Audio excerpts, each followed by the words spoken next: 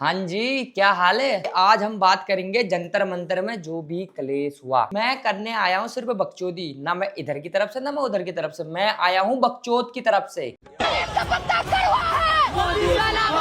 को भी मारेगी, एक को भी किसी को भी पकड़ के ले जाएगी, तो हम पुलिस वाले का गट्टा नोट। मोबाइल नहीं तेरी कॉल कर दीजिए भैया।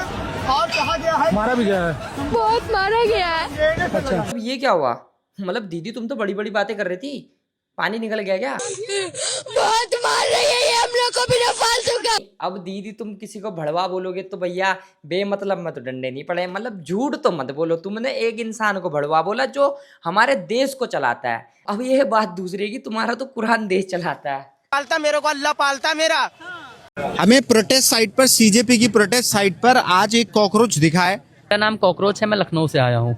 भाई ये बंदा कॉकरोच बन के तो आ गया। अगर बाय चांस वो बंदा कॉकरोच के बदले ये बोल देता ये साले गटर छाप है, तो ये भाई कौन कौन से गटर में कूदता है, मेरे को ये समझ में नहीं आ रहा। हम अपने भविष्य के लिए खड़े हैं। कल मेरा बेटा बेटी होगा तो उसके एजुकेशन के लिए खड़े हैं। मैं अपने फ्यूचर के एजुकेशन के लिए खड़ा हूँ। मैं 15 साल का बच्चा। क्या तू 15 साल का है?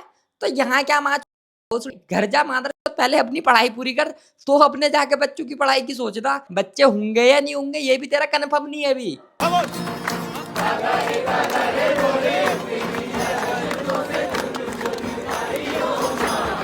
तुम लोगों को लग रहा था कि भाई जंतर मंतर में प्रोटेस्ट चल रहा था। नहीं भाई, प्रोटेस्ट नहीं चल रहा था। वहां चल रहा था कि कौन सिंगर बन सकता है, कौन बढ़िया एक्टर बन सकता है, कौन सबसे ज्यादा गाली दे सकता है। मतलब वहां अलग ही तरीके का कंपटीशन चल रहा था। अब इन्हीं को देख लो, साले हिजड़ों की तरह ताली बजा बजा के भयंकर प्रोटेस्ट कर रहे हैं। शिक्षा मंत्री का नाम क्या है? धर्मेंद्र प्रधान। आप सर आपको शर्म आनी चाहिए। आप इतने बड़े नल्ले हो कि मुझे आपका नाम तक पता नहीं है। क्यों नहीं पता? क्योंकि आपने ऐसा कुछ जिंदगी में उखाड़ा नहीं है कि आपको मुझे आपका नाम पता हो।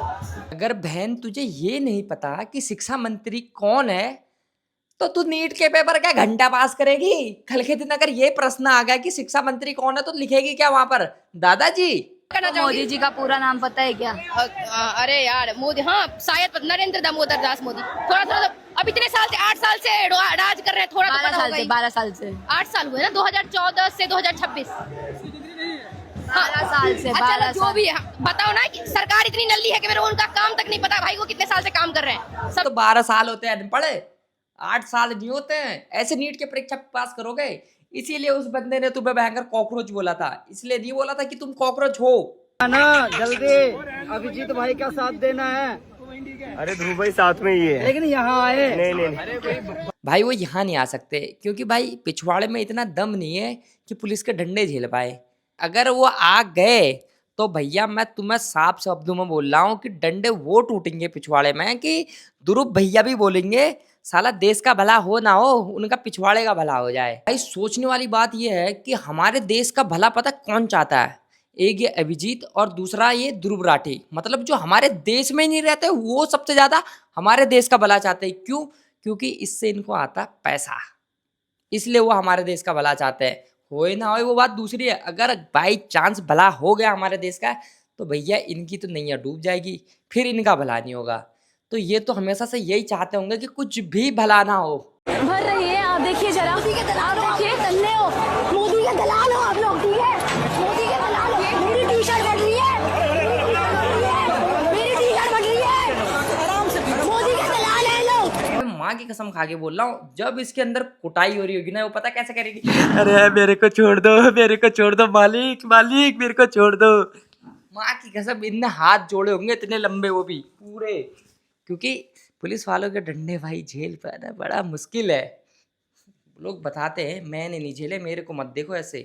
देखो लड़कियों को किस तरह से मारा जा रहा है। ये देखो ये देखो ये देखो लड़कियों को किस तरीके से मारा जा रहा है। अरे भाई तू क्या बोल रहा है? लड़कियों को किस तरीके से मारा जा रहा है? भाई इक्वालिटी कहाँ गई? लड़का लड़की बराबर। अरे कोई से समझाओ भाई। देखो विरोध कर रहा है, इसके विरोध में जाओ सब। लड़कियों को भाई लड़कियों को मारा जा रहा है बोल रहा है। मतलब ये क्या बात होगी कि लड़कियों को मारा जा रहा है? भाई अगर डंडे लड़का खाएगा तो लड़की भी खाएगी, क्योंकि लड़कियों को चाहिए बराबरी का हिस्सेदारी।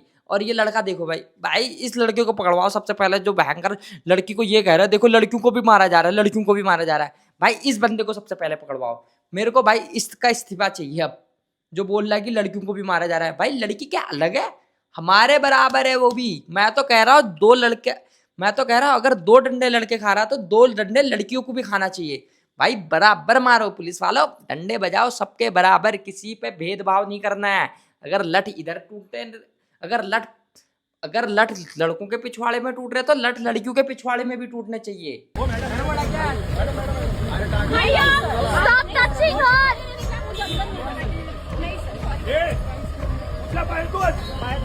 भैया ये आयशा खान को मत ले जाओ यार, प्यार है अपना, भले लठ मत मारना।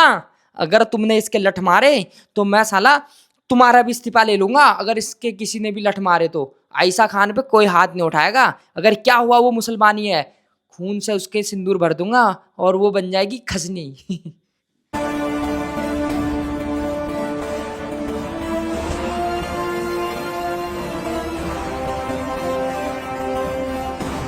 अरे भाई सॉरी, मैं तो प्रोटेस्ट ढूंढ रहा था, पता नहीं ये कहाँ मैं जीबीबी रोड में पहुंच गया। क्या प्रोटेस्ट का ये नहीं, प्रोटेस्ट में ये सब हो रहा था क्या?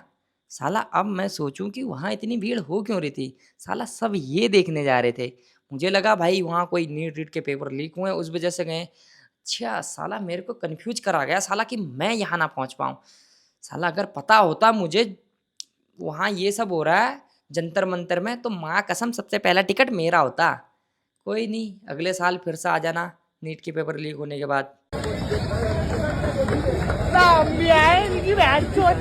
लूले भाई तुमसे बस एक प्रश्न है, तू अपनी टांगों पे खड़ा नहीं हो सकता है तो तीसरी टांग तू कैसे खड़ा करेगा वो करने के लिए?